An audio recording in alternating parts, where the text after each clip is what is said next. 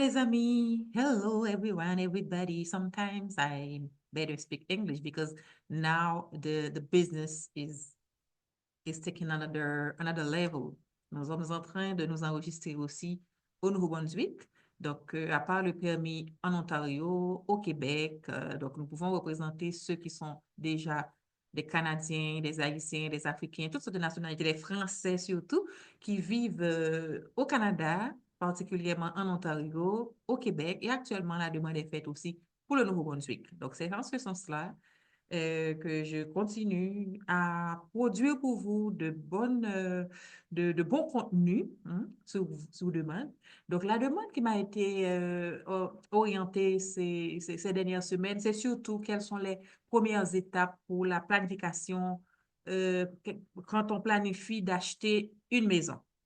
Donc, la personne qui m'a posé cette question vit au Québec, donc je vais surtout accentuer pour le Québec, mais tout ce que je vais dire là, ce sera valable pour ceux qui vivent au Canada en général et pourquoi pas en Amérique. Pourquoi même pas en Haïti? Les conseils valent partout parce que ce sont des institutions financières et ordinairement les règles sont partout pareilles. Voilà. Donc, je vais parler de 10 étapes. J'aime ça le chiffre 10 étapes pour bien planifier l'acquisition de votre immeuble, de votre maison de rêve, maison tout court, maison de la famille. Premièrement, c'est commencer par évaluer votre situation financière. Donc, si vous planifiez l'achat d'une maison, que vous optez pour une maison familiale, un duplex, c'est-à-dire un appartement à l'étage où vous pourrez vivre avec votre famille ou au sous-sol ou au rez-de-chaussée, et puis qu'il vous donne un petit revenu parce que vous avez un autre appartement ou plusieurs autres appartements à louer. Donc, les étapes sont presque pareilles. Donc, premièrement, gardez votre cote de crédit comme je l'avais dit dans plusieurs vidéos. Je vais partager avec vous ces liens si vous n'avez pas encore écouté mes deux rubriques sur comment travailler votre code de crédit.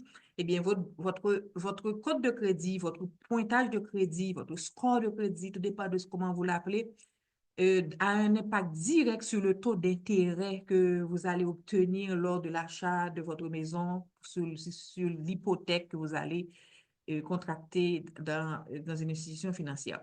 Donc, il faut aussi, à part le bon taux de crédit, le bon pointage de crédit pour avoir le meilleur taux en matière d'hypothèque, donc il faut aussi commencer, et c'est là que je vais vous aider, commencer à planifier vos économies.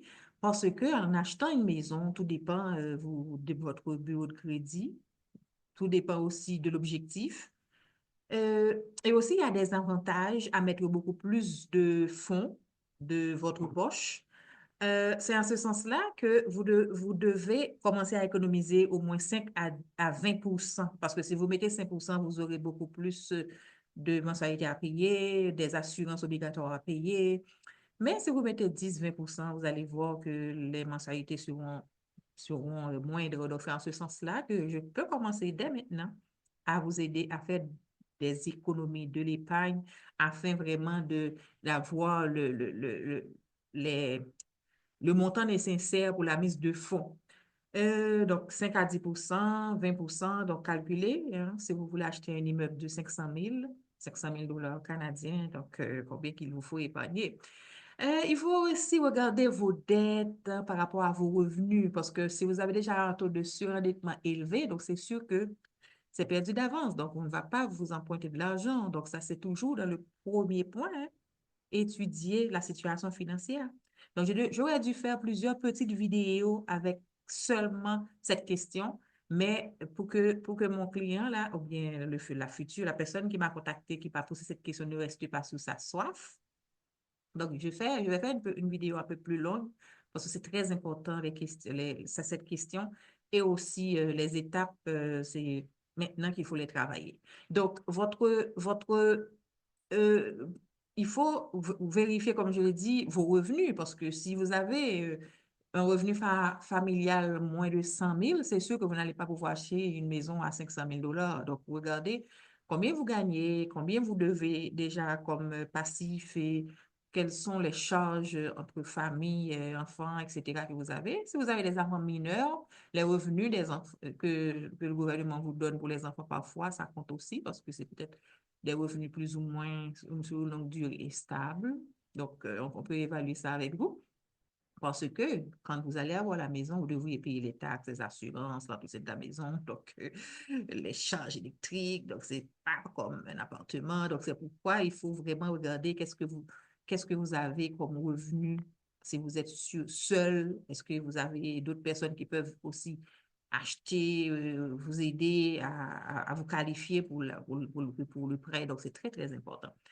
Il y a moyen aussi sur l'Internet de vérifier, qu'on appelle ça calculateur hypothécaire, donc en ligne. Donc, allez voir combien, si vous en comptez, peut-être que la prochaine fois, je ferai une vidéo pour vous, vous démontrer comment faire ce plan de calcul. Un calculateur hypothécaire, donc je peux vous faire des simulations, mais vous allez voir que vous n'avez pas besoin de faire tout ça parce que vous aurez plein de consultants gratuits, consultants hypothécaires, consultants immobiliers qui vont vous accompagner et ceci, vous n'aurez rien à débourser pour qu'on puisse faire ce genre de calcul avec vous. Mais les premières étapes, c'est très, très important. Votre code de crédit qui doit au moins être à 750, on l'avait dit dans nos vidéos précédentes. Et aussi, votre taux d'endettement, il faut commencer à payer vos dettes clean, vos cartes de crédit, vos taux personnels. Il faut commencer à vous débarrasser de ces dettes-là si vous voulez être qualifié pour l'achat d'une maison. Deuxième point, ça c'était les petits A, B, hein, évaluation en capacité financière. Maintenant, deuxième point qu'il faut travailler, c'est aller chercher un courtier hypothécaire que moi, Esther Guillaume, votre courtière, va vous aider à trouver le meilleur. Un courtier hypothécaire pour vous aider à vous préqualifier. On appelle ça une lettre de pré à beau, pré à pré après, bon, vous qualifiez, vous comprenez ce que je veux dire? Approbation, pré-approbation, voilà. Donc, c'est une lettre de pré-approbation, voilà le mot. Donc, la lettre de pré-approbation, c'est une banque, institution financière, qui vous promet, OK, vous êtes préqualifié pour 500 000, peut-être moins quand on va signer le contrat, peut-être plus si vous avez éliminé quelques dettes, mais cette lettre de pré-approbation vous permettra d'aller visiter des maisons parce qu'il y a des gens qui vendent leur maison, vous disent, sinon, si vous n'avez pas cette lettre de pré-approbation, ne venez pas me déranger. OK? Donc, avec cette lettre de pré-approbation, vous allez pouvoir visiter les maisons de vos rêves avec votre lettre en main. Donc, dès que l'offre est acceptée, donc vous pouvez maintenant négocier. Donc, vous voyez, donc, c'est là maintenant avec cette lettre-là que vous êtes capable. Comment avoir cette lettre? Ça, c'est encore le courtier hypothécaire qui va vous dire de donner vos T4, vos avis de cotisation, vos relevés, vos sources de revenus, gna, gna, gna, regardez ce que vous avez déjà comme dette, blablabla, comme on a dit. Donc, vraiment, ne vous inquiétez pas pour ça, vous allez être pris en charge. D'abord, par votre courtier en sécurité financière, c'est-à-dire votre conseiller en sécurité financière, moi. Et avec moi, vous aurez des liens avec des consultants en immigration, bon, c'est sûr, c'est notre sujet, des courtiers hypothécaires et des courtiers immobiliers for free, nothing to pay. Donc, ne vous cassez pas la tête avec ça. Et même pour l'évaluation de votre capacité financière, je suis là dès le début avec vous pour préparer votre plan de vie avec des applications, avec des logiciels spécifiques pour faire l'évaluation, etc. Donc, ne vous inquiétez pas pour ça. Ensuite, avec votre prêt hypothécaire préapprouvé, maintenant, vous pouvez commencer à choisir votre conseiller immobilier dont je vais vous mettre en contact. Je veux des très bons et surtout un qui se connaît très bien que je fais confiance à. Donc, et maintenant, là, vous allez commencer à faire la différence. Si vous êtes préqualifié pour 1 million de dollars, là, vous pouvez vous dire, je vais acheter la maison de mes rêves. Mais si vous êtes qualifié pour 200 000 dollars, vous allez pas commencer à penser à un condo. OK? Donc, donc c'est pourquoi il est important d'aller voir pour quelle maison vous êtes préqualifié. Est-ce que vous êtes capable d'acheter un condo, un duplex, un triplex, un millplex, ouais, voilà, dépendamment de vos revenus, de vos code de crédit, des capacités financières des autres personnes qui peuvent se mettre avec vous, etc., etc. Donc, c'est là, vous allez penser à acheter soit à Montréal-Nord ou bien monter un peu plus haut. Ouais, donc, aller visiter des maisons dans des quartiers plus huppés. Donc, ça dépend de ce que vous avez mais parce que la maison que vous pouvez acheter à 500 000 $ à Montréal-Nord, peut-être qu'ailleurs, ça va se vendre à 1 million. Voilà. Vous comprenez ce que je veux dire? Donc, c'est là que vous allez vraiment 100% vouloir dire que les maisons que vous à Montréal-Nord ne sont pas de bonne qualité. Ce sont de bonne qualité. Mais ici, comme partout ailleurs, il y a des quartiers plus huppés. Si vous avez 1 million de $, vous pouvez acheter partout. Mais si vous avez 300 000 $, vous pouvez quand même acheter quelque part. Si vous ne voulez pas habiter dans un condo, parce qu'un condo, c'est un appartement ici. Et vous aurez les mêmes charbias quand quelqu'un fait du bruit à l'étage ou vos enfants marchent, la personne en bas est dérangée. Donc, si vous comptez acheter un condo, mieux vaut. Alors, si vous êtes seul ou bien si vous avez un conjoint calme, donc, OK. Mais si vous avez des enfants, des animaux, condo, pas recommandé parce que c'est toujours les mêmes problèmes quand vous vivez en appartement. Bref. Là, c'est là, maintenant, vous allez définir vos critères en termes de quantité de terrain, quantité de maison, c'est quand vous aurez cette pré-approbation, la lettre qui vous préqualifie pour un montant X. OK? Quatrièmement, tout ça, c'était dans le troisième mois. Le troisièmement, rappelez-vous, c'est définir vos besoins et vos préférences. Donc, les préférences en matière d'endroit, de hauteur de maison, de taille, d'ici et de ça. Quatrièmement, maintenant, c'est faire appel à un courtier immobilier. Donc, je l'ai déjà dit dans l'autrement. Donc, vous avez la lettre de préqualification. Pas besoin de vous parler plus de conseiller immobilier qui est gratuit, puisque c'est le vendeur ou bien les vendeurs qui donne des honoraires, qui rémunèrent le consultant immobilier, le courtier en immobilier. Donc, tout ce que je vous ai là, dont moi-même, vous n'allez rien débourser. Hypothécaire, la banque, conseiller immobilier, le vendeur. Donc, n'hésitez pas, on vous comble le bonheur par des consultants, conseillers, courtiers qualifiés sans un sou à débourser. Maintenant, vous commencez à visiter les jolies maisons avec le courtier. Il n'y a pas beaucoup de choses à dire. Ça, c'est le cinquièmement, les visites. Et puis, sixièmement, l'inspection. Quand vous aurez choisi la maison que vous aimez, que vous pouvez afforder, là, quand même, que vous pouvez acheter, que votre argent, votre prêt hypothécaire peut acheter. Donc, maintenant, vous devez, il y a certaines banques qui l'obligent, vous devez faire une inspection, inspecteur. Là, vous allez commencer à débourser. Je sais que vous n'avez pas déboursé, mais là, il faut payer l'inspecteur, obligé.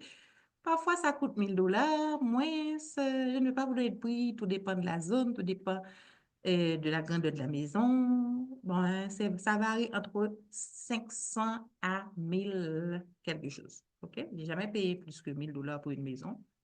Tu as plusieurs expériences. Donc, ne vous inquiétez pas, c'est pas quelque chose qui soit trop dispendieux. Donc, vous pouvez afforder ça. Vous pouvez supporter le coût de ce prêt. Enfin, que vous ayez accepté cette maison, puisqu'il n'y a pas trop de risques, ce pas des maisons il y a problème de toiture, pas de problème au niveau de la fondation, chauffage, plomberie, électricité, tout est correct, c'est pas une zone inondable, tout ça, l'inspecteur doit vous le dire, hein. C'est pas une zone inondable, c'est pas, s'il y a des petites affaires pas trop importance. Vous pouvez toujours négocier le prix. Par exemple, vous pouvez toujours donner 600 000, 650 000. Après, vous négociez vers le bas. Hein, mais il y a des petits problèmes, il faut l'arranger. Là, là, là, là, il faut, jusqu'à ce qu'on diminue un petit peu. Hein, c'est l'expérience que j'ai faite aussi. On a le prix bas pour bloquer la négociation. Après, on dit, après l'inspection, je constate qu'il y a ci, il y a ça. Donc, il faudrait revoir le prix à la baisse. Ben, ou bien j'enlève le prix, ou bien vous faites telle réparation, recommandation de la banque qui finance. Vous n'avez pas d'autre choix, monsieur le vendeur. Donc là, on peut prendre son temps pour négocier. C'est possible aussi. Bien. Donc, c'est là, on va commencer à débourser, puisque Aussitôt qu'on passe devant le notaire, c'est vous qui payez. Ben, c'est vrai que le vendeur paie un petit peu aussi, mais c'est vous qui payez la plus grosse partie. C'est pourquoi il fallait prévoir de l'argent, plus de 20%, puisque non seulement vous payez le dépôt, la mise de fonds, mais aussi certains coûts, les coûts d'inspection, comme je l'ai dit, les coûts du notaire. Et quand vous aurez maintenant signé le gros chèque à payer, c'est la taxe de bienvenue, monsieur ou madame. Ouais. Bienvenue dans ma commune, dans ma municipalité. Bang! Pour vous dire bienvenue, voici une taxe à payer. Pow! J'étais consternée. J'ai été consternée quand j'ai dû payer des taxes de bienvenue. Ouais. J'ai vendu 2 ans après. On a acheté une autre maison. Bow! Plus de 10 000 $ de taxes de bienvenue. C'est du jamais vu. Et je me demande si ça n'existe pas seulement au Québec. On achète une maison, on nous souhaite bienvenue dans la municipalité, on nous fait payer une taxe. Eh bien, j'aurais à faire une petite vidéo pour vous dire qui est ce fou appelé bienvenue, qui a imaginé pour être un bon employé hein, de la municipalité, je ne sais pas où, bien, mais si c'était au niveau du site, je ne même pas, je vais faire des recherches pour vous parler un peu de ce monsieur fou qui s'appelait Bienvenue et qui a inventé ce texte pour mettre beaucoup plus de charges, comme si on n'avait pas assez de charges, sur ceux qui ont euh, je sais pas, la fréquencité d'acheter une maison. Donc, il faut leur dire bienvenue en leur faisant payer une taxe. Bah! Voilà. Aïe, aïe, aïe, c'est en France, je suis sûre que cette taxe allait être contestée. Chiche. OK. Donc, cette taxe de bienvenue, tout dépend de la grandeur de la maison, tout dépend de la décision municipale, peut varier entre 3 000, 4 000, 5 000, 10 000 $, dépendamment de la maison. OK. Huitièmement, tout ça, c'était dans vérification des documents légaux et fiscaux. Donc, septièmement, vérification des documents légaux et fiscaux, dont le paiement de la taxe après avoir passé chez le notaire et il faudra payer ça rapidement, pas de négociation. Sans compter les taxes municipales et les autres taxes scolaires, même si vous n'avez pas d'enfants, à payer. Donc, c'est pourquoi vous devez avoir de bons revenus. Parce que quand on décide d'être propriétaire, on est taxé. Et on paie beaucoup plus de charges. OK, madame, monsieur? Bien. Maintenant, huitièmement, il faudra finaliser le financement et faire une offre d'achat. Donc, ça, on l'a déjà fait puisqu'on a déjà passé devant le notaire. Je mets des choses un petit peu. Donc, on a fait une offre d'achat. Mais là, je parlais des taxes, etc. C'était pour vous aider à vous planifier. Voilà, le paiement. Donc, on rencontre le notaire, on fait un peu de tout, on signe, etc. Et puis maintenant, on passe les autres mois là. On emménage. On emménage. Donc, pour ça, il faut avoir de l'argent parce qu'il faut déloger, il faut louer un camion ou bien acheter, ou bien prendre un service déménageur. Moi, je préfère ça parce que je n'aime pas lever les charges lourdes, je peux même pas. Ensuite, on transfère nos meubles, on change de meubles surtout. Et madame, monsieur, on ne peut pas être dans une belle maison avec des anciens meubles n'importe main. Et encore, c'est plus grand. Donc, pensez à économiser pour tout ça. Et c'est mon travail, mon devoir, mon rôle dès le début, avant même d'entrer dans la maison, avant même de passer à acheter la maison, pour vous aider à planifier tout ça. Combien d'argent pour les meubles? Est-ce que vous allez les acheter crédit? Ou bien est-ce que vous allez acheter neuf? Ou bien est-ce que vous allez acheter... Donc, c'est encore mon travail. Donc, là, vous avez de très jolis meubles, plus de meubles, de salons, Donc, il faudra maintenant déménager et entrer dans votre maison. Parfois, il y a un petit hic aussi parce que celui qui a vendu décide de ne pas laisser la maison. Hein. Il faut peut-être penser à ça aussi parce que souvent, ils ne savent même pas où aller en vendant leur maison. J'ai connu des cas comme ça. La personne fait entrer dans sa maison, le locataire ou bien le propriétaire n'a toujours pas encore ne peut pas encore sortir. Enfin. Si vous avez tous ces problèmes-là, vous savez quoi? Contactez-moi. Contactez-moi si vous achetez, vous avez besoin d'un espace pour vous loger en attendant de trouver votre maison. La maison de jour, nous avons plusieurs chambres, mais meublées à votre disponibilité. Visitez maisonjour.com